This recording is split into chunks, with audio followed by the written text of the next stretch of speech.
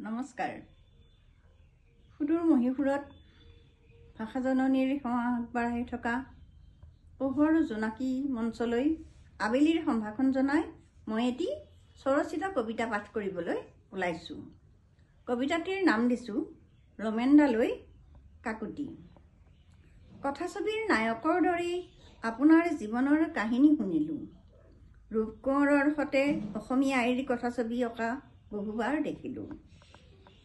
আপোনাৰ কায়া ছবি অঁকা অসমৰ পথাৰৰ শাওনৰ ৰোৱনীৰ নয়নত চকুলোৰ সতে চাদৰত ঘামৰ বন্যা দেখিলোঁ। আঁতৰি যাব সঁচাকৈ পাৰিলেনে?